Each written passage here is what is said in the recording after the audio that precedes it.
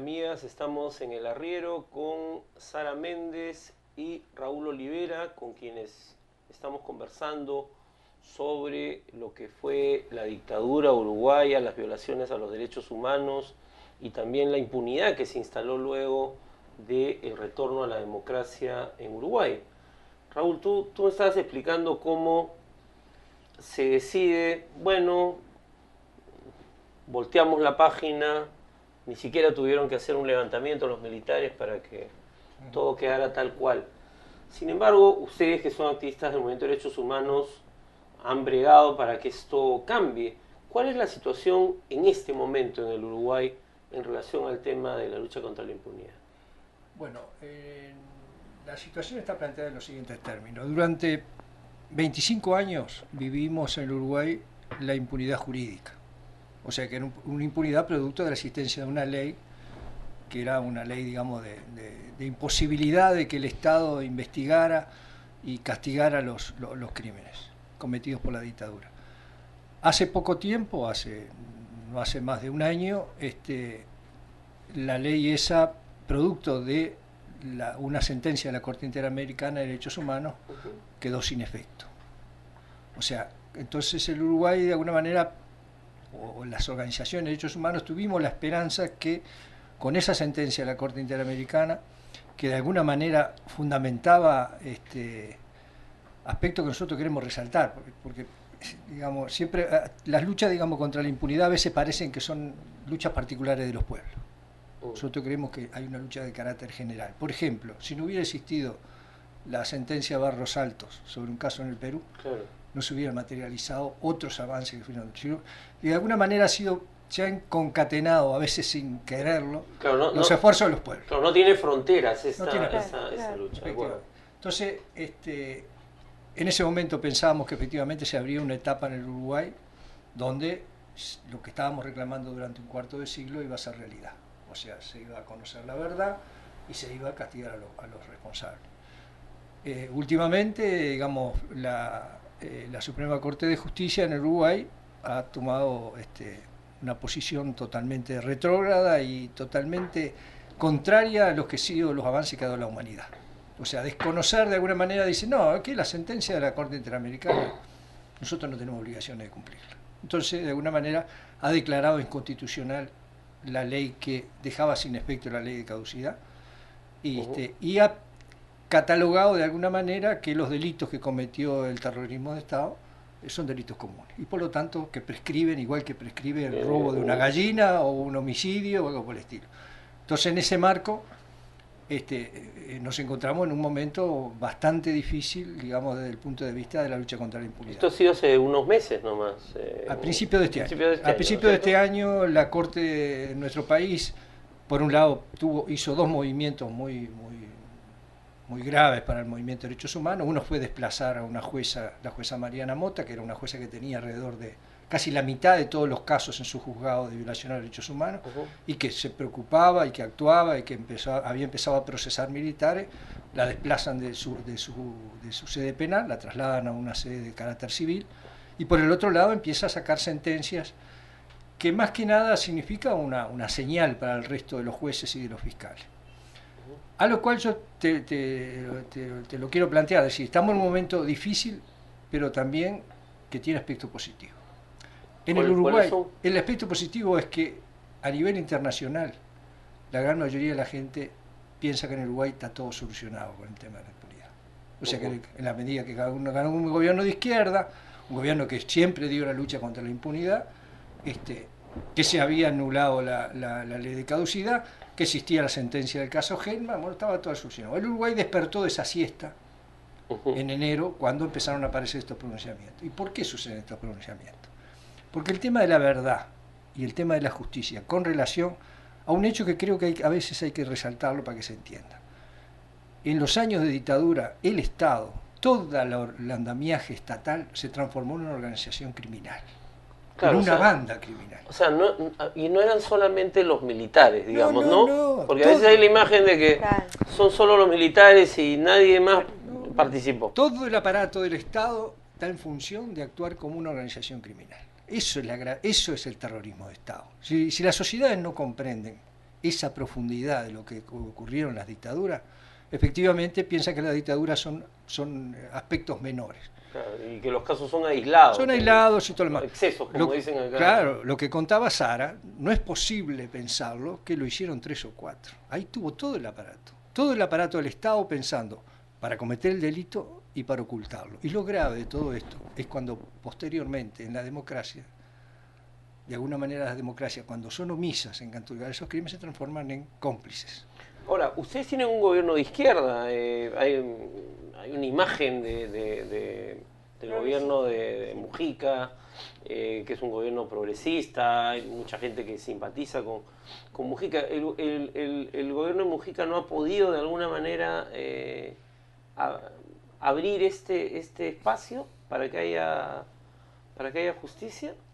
Abrimos de los gobiernos de izquierda. Nosotros ya llevamos 2 administraciones de la izquierda. Claro, sí. O sea, hubo una posición, digamos, en un comienzo, esos crímenes no habían ocurrido, no habían habido secuestrados, era la negativa total. Claro. Los primeros gobiernos. Después aparece un gobierno que no era de izquierda, pero que de alguna manera ve que ese problema se le viene arriba porque van a venir las sentencias de carácter internacional, y muy inteligentemente dice, bueno, no, admitamos de alguna manera los hechos. Entonces hicieron supuestamente una investigación donde dijeron, miren, los muertos, efectivamente, fulano desapareció tal día, murió tal día, y los cuerpos, bueno, no los busquen más porque los quemaron, los incineraron, no los vamos a encontrar. No los vamos a encontrar. Los desaparecidos están muertos. Se terminó. Declaremos que están todos muertos y se terminó el problema. Y dimos vuelta adelante, al futuro. ¿No? Bueno, como eso no conformó a las organizaciones de derechos humanos y siguieron reclamando, después viene el gobierno de izquierda. Entonces el gobierno de izquierda, de alguna manera, sí, la fuerza, digamos, de la lucha popular y todo lo demás, y además porque aún con gobiernos que no eran de izquierda y aún con ley de caducidad, existieron algún procesamiento de responsable, el caso del que era canciller de la República, en el caso de Elena Quintero. Entonces, cuando se le venía toda esa maroma encima, dijeron, bueno, ¿qué vamos a hacer? Y vamos a meter a 4 o 5, a Gabazo, al que secuestró a Sara, y a 4 o 5 los más connotados, y confórmense con eso. Entonces, efectivamente, empezaron a haber procesamientos, las denuncias se procesaron, pero la lucha de las organizaciones sociales dijeron, no, hay que seguir buscando y estableciendo la verdad. Entonces, los muertos que habían sido incinerados y tirados sus restos al mar empezaron a aparecer en los cuarteles enterrados. Entonces, todo eso, efectivamente, empezó a aflorar la verdad desde las entrañas de la tierra. Entonces, todo eso, de alguna manera, cambió el panorama. ¿Y qué es lo que se venía ahora? Ahora se venía que, efectivamente, procesaron a un militar en actividad, a un general en actividad. Y se venían otros procesamientos. A oficiales en actividad. A altos oficiales en actividad. Claro. Porque efectivamente no fueron 4 o 5. O sea, los 4 además, 5, si son generales ahora es que cometieron directamente los crímenes, además. Entonces ahí aparece esa posición actual de la Suprema Corte de Justicia que de alguna manera tranca la posibilidad de que se sigan avanzando. Ahora, ¿cuál es lo bueno de todo esto? Es que antes nosotros tenemos que encontrar a veces un juez o un fiscal que tuviera, no digamos sensibilidad, porque eso es un atributo humano, que tuviera la decencia de actuar conforme a derecho. ¿Para qué? Para presentarle una causa y para que se la investigara y actuar. Ahora la mayoría de los fiscales están actuando, están investigando, la mayoría de los jueces empiezan cuando estando acá en Perú nos enteramos de una sentencia donde de alguna manera una jueza dice que lo que la Corte ha definido a tal grado, ella no lo comparte y sostiene la posición minoritaria, que es el respeto a la... O sea, que de alguna manera lo que la Corte ha definido no cierra, digamos, no cierra esta ventana que se ha abierto con la sentencia. Pero el desafío que tiene el gobierno actual es qué hace frente a eso, porque la sentencia del caso Gelman condena al Estado uruguayo en su conjunto. Entonces hay un poder del Estado. Mientras el otro dice y se presenta a Mujica, se presenta en el Parlamento y admite que hubo terrorismo de Estado, por el otro lado, un poder del Estado dice que es lo que dice el otro poder del Estado. Entonces, tenemos una situación. Ahora, tú me preguntabas una cosa más específica. ¿Cuál es la dificultad actual con un gobierno, o en el caso de Mujica? Digamos. Mujica es un exguerrillero. Y la fuerza mayoritaria que integra la izquierda uruguaya en general estuvo vinculado al movimiento guerrillero en Uruguay. Y a veces esos movimientos guerrilleros no han entendido todavía la importancia que tiene la concesión del tema de los derechos humanos. Entonces tiene, de alguna manera, claro, desde el lado de la izquierda, la gran teoría de los dos demonios. Claro. Bueno, en realidad hubo terrorismo de Estado porque nosotros hicimos tal cosa. Entonces es como si ahora, de alguna manera, se justificara que a un delincuente común que se dedica a asaltar viniera la policía y le aplicara el gatillo fácil. Bueno, es lo mismo. En ese sentido, hay una concesión desde el punto de vista del tema de los derechos humanos para nosotros profundamente equivocada. Y además hay un atraso en los gobiernos de izquierda de América Latina para entender la importancia que tiene una plataforma de derechos humanos como una concesión, si yo lo voy a decir con mayúscula, revolucionaria. Quien sea capaz de asegurar y de cumplir los derechos humanos para la ciudadanía es quizás el más revolucionario. Entonces, en ese sentido nos parece que las izquierdas a veces le ha costado entender, porque hubo en la Guerra Fría, efectivamente, el uso de los derechos humanos por parte del imperialismo para atacar a la Unión Soviética. Entonces se veía como que en realidad la lucha por los derechos humanos era una bandera del imperialismo. No es así. Yo creo que no es así. Y a veces eso se mantiene en algunos gobiernos que son progresistas o son de izquierda. Yo que sé, a veces nosotros no entendemos, por ejemplo, el apartamiento que tienen de decir, bueno, que la Corte Interamericana no sirve para nada. Claro. Es una cuestión totalmente equivocada. Y claro, contra esas cosas hay la pones que... en cuestión cuando estás en el poder, ¿no? Claro. Cuando de repente la has usado cuando no estabas en el poder. Los gobiernos, y nosotros eso lo decimos del movimiento sindical muy claramente, decimos, nosotros entendemos la importancia que tiene un gobierno de izquierda, pero también vemos la importancia que tiene que el movimiento de derechos humanos sea independiente y sea capaz de exigirle a esos gobiernos que no administren los derechos humanos, sino que aseguren que se cumplan. Entonces, en ese sentido nos parece que tenemos una batalla que no es del Uruguay, que es una batalla a nivel latinoamericano, que es cómo desde la sociedad civil, de alguna manera, actuamos frente a los gobiernos, igual que ellos actuaron en el Plan Cóndor para cometer los delitos, o en democracia para coordinar a veces determinadas políticas.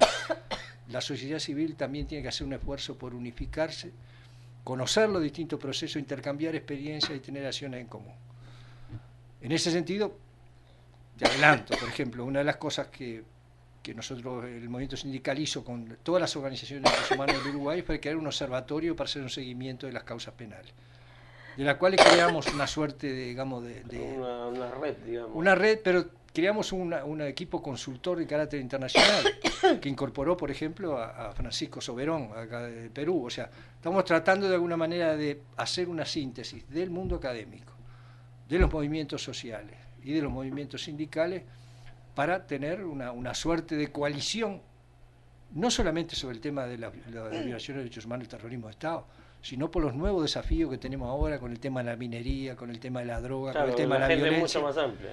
Claro, hay que superar el tema de pensar que los derechos humanos son solamente las violaciones del terrorismo de Estado. Así es. Bueno, Raúl, Sara, muchísimas gracias, se nos ha ido el tiempo, ha sido un gusto tenerlos en el programa y espero que con el testimonio que Sara nos ha dado y con el análisis tan preciso que ha hecho Raúl, la gente del Perú también sepa que tenemos también un compromiso con ustedes, los hermanos del Uruguay. Muchísimas gracias por acompañarme. Amigos y amigas, me voy a un corte y regreso a un pequeño bloque final para algunos comentarios políticos de la semana. Volvemos.